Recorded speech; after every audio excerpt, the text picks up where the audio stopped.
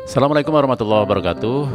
Sahabatku, kemarin kita sudah berbincang surat Ali Imran ayat 134 ya. Ini ciri-ciri dari orang yang akan mendapatkan surga yang seluas langit dan bumi, karena diperuntukkan bagi orang yang bertakwa, yang ciri-cirinya adalah satu, yaitu mereka yang mudah berinfak baik waktu lapang maupun sempit.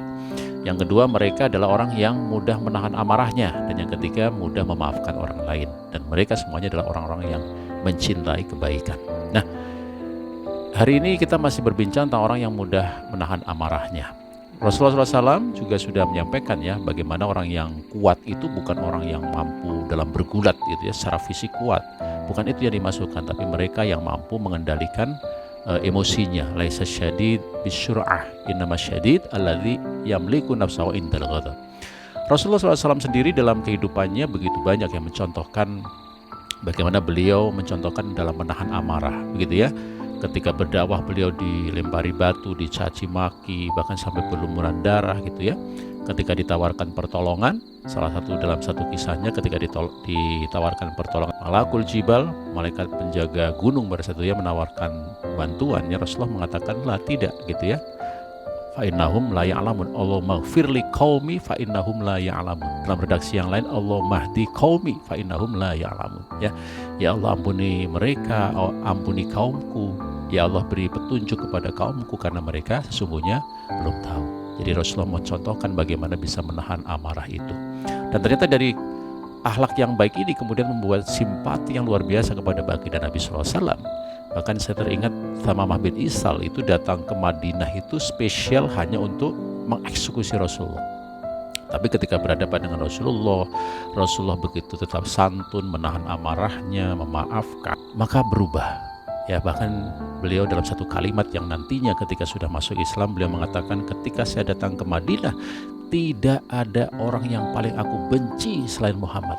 Tapi ketika saya keluar dari Madinah, gitu ya, setelah bertemu dengan Muhammad Rasulullah, tidak ada orang yang paling aku cintai di muka bumi selain Rasulullah Muhammad Sallallahu Alaihi Wasallam. Ini yang dikatakan. Ya, teman-teman semuanya, dalam kisah yang lain kita melihat para sahabat Nabi, misalnya Abu Bakar As-Siddiq. Satu ketika Rasulullah sedang bercengkrama dengan Abu Bakar As-Siddiq, sahabatnya.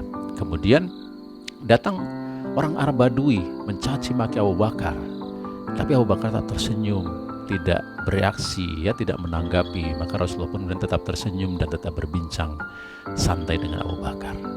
Kemudian yang kedua datang lagi orang Arab Badui mencaci maki kembali Abu Bakar. Maka kembali Abu Bakar tidak menanggapi itu, tidak bereaksi yang emosional ya. Maka Rasulullah tetap tersenyum, tetap bersama dengan Abu Bakar. Tapi yang ketiga kali cacian itu begitu luar biasa sehingga secara manusiawi akhirnya Abu Bakar kemudian terpancing untuk menanggapi emosi atau kemarahan itu. Maka akhirnya apa yang terjadi? Rasulullah kemudian meninggalkan Abu Bakar, bahkan tidak dengan salam. Maka ketika disamperin Rasulullah oleh Abu Bakar, ada apa ya Rasulullah, kenapa engkau meninggalkanku bahkan tanpa salam? Rasulullah kemudian menyampaikan, ketika yang pertama engkau dicaci maki, engkau tidak menanggapi, tidak emosi, para malaikat datang. Sama ketika yang kedua, malaikat datang mendoakanmu. Tapi yang ketiga, ketika engkau kemudian menanggapi dengan emosi amarah, maka yang terjadi malaikat pada pergi gitu ya, malaikat meninggalkanmu. Yang datang adalah iblis. Maka aku tidak mau dekat dengan iblis, aku pun tidak mau mengucapkan salam. Lihatlah yang terjadi seperti itu teman-teman semuanya. Nah, dalam kisah yang lain kita bicara kembali tentang menahan marah. Nabi Isa alaihissalatu wassalam itu pun juga seorang nabi yang mencontohkan kepada kita luar biasa dalam menahan marah. Satu ketika digambarkan bagaimana ya, dikisahkan beliau dicaci maki ya oleh orang ya, tapi beliau tetap tersenyum. Bahkan yang luar biasa, beliau tetap mendoakannya. Sama ketika Rasulullah seperti itu, yang mendoakan orang yang mencaci maki itu. Coba, maka sampai 3 kali teman-teman semuanya. Kemudian orang itu bertanya, atau pengikut dari Nabi Isa bertanya, wahai Nabi Isa, orang itu tidak memuji kamu, tidak memberikan kebaikan kepada kamu gitu ya, dia malah mencacimu. Kenapa engkau doakan dia? Apa kata Nabi Musa? Seseorang itu mengeluarkan apa yang dia miliki dalam hatinya.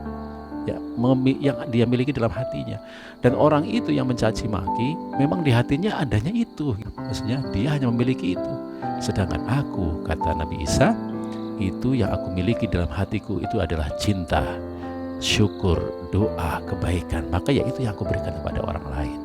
Nah, lihatlah teman-teman semuanya. Maka Rasulullah sekali lagi ketika sahabat bertanya kepada Rasulullah, ya Rasulullah, berikanlah kepada aku nasihat. Jangan panjang-panjang ya Rasulullah. Satu kalimat tapi saya bisa mengingatnya. Maka Rasulullah mengatakan, la taghdab, jangan marah.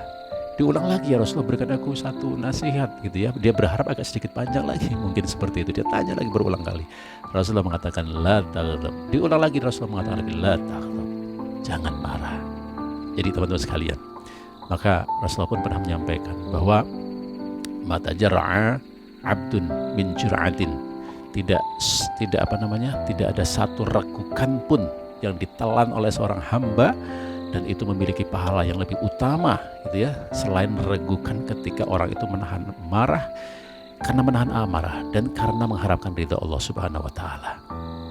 Bahkan dalam hadis yang lain yang luar biasa dikatakan, siapa yang bisa menahan marah padahal dia mampu melampiaskannya, maka Allah akan memanggilnya di hadapan seluruh makhluk dan mempersilahkan kepada hamba itu untuk memilih kenikmatan apapun di dalam surga. Subhanallah. Maka teman-teman sekalian, sekali lagi, menahan marah ini bisa menenangkan jiwa kita, kemudian juga membuat hubungan kita dengan orang lain semakin baik, ya kan? Kita pun bisa berpikir jernih dan lain sebagainya, berpikir matang, dan lebih dari itu semuanya kita mendapatkan pahala, bahkan surga dijanjikan Allah Subhanahu wa taala. La taghdab walakal jannah. Jangan kamu marah, maka kamu akan mendapatkan surga. Demikian pesan baginda Nabi Shallallahu alaihi wasallam.